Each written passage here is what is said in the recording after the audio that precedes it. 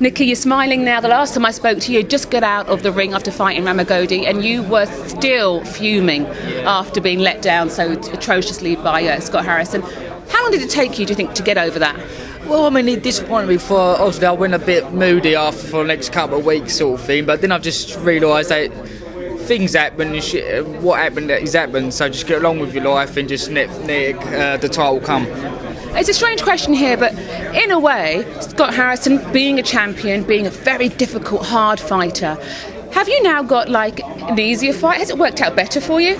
Well, we don't know. Maybe on paper it may look like that because obviously, as you say, he was a very strong champion, Scott Harrison was, and now we don't know much about this fella, but he's 26 years old, he's a southpaw, and we know he's no big puncher, so, but it might have fell in my court, yeah. But saying that, you know, and your dad's just said to us as well, there's no easy fights for a world belt, or titles, I should say. So I know you'll be going into this fight with that extra edge. What's it going to be like now, training for a fight that you know is a dead on cert? There's going to be no uncertainties for this one. Yeah.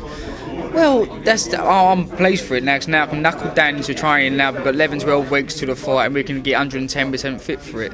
And finding out today that he's in London as well, which is even more better for me.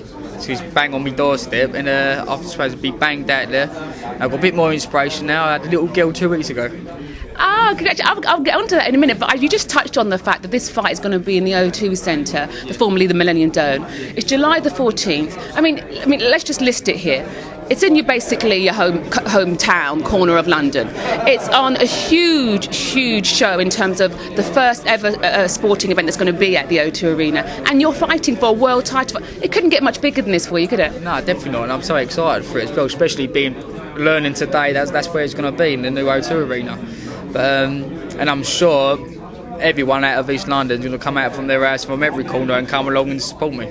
He used the word rammed in the press conference. Are you convinced that, they're going to shift a lot of tickets? Yeah, I mean, everywhere I'm walking sort of thing there, and all my cousins, their friends and friends of friends, when are you going to get this world title fight? Is he going to be back at the Excel and all that stuff? So now they know he's going to be at the arena, an even better venue, then I'm sure they're just all going to be coming in their hundreds and thousands. Let's talk about fatherhood. You're a father now. A couple of weeks gone. Does it make you assess your career differently?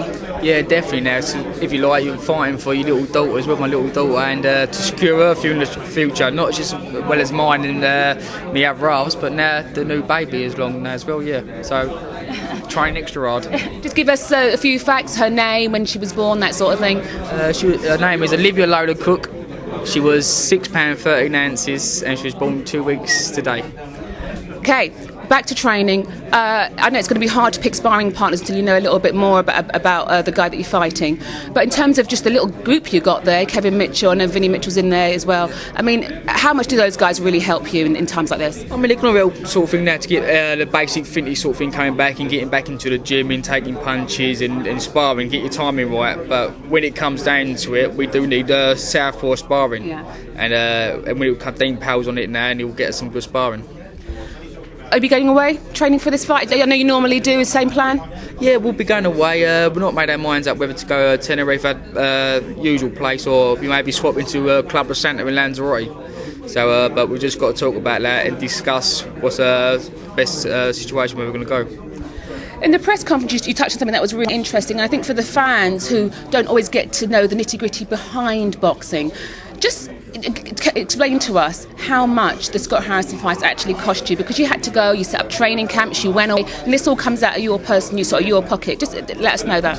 Well, as Frank said, it must cost kind of to near 20 grand sort of thing for expenses. Time you do your sparring partners and all your training camps, your flights, food and everything. It boils down to it, and when you wind yourself up sort of thing, that's what I was mostly weighing up for. I thought I was going to become world champion and earning decent money sort of thing. And when Scott Harrison pulled out 36 hours before the fight, whatever it was, then that's what really gave me the zig about it. But it's all gone now, it's all gone and dusted in my times now.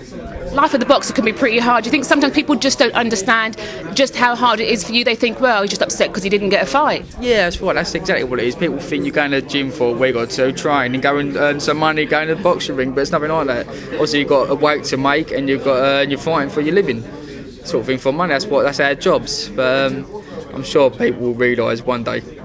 Thanks, Nicky. Thanks a lot.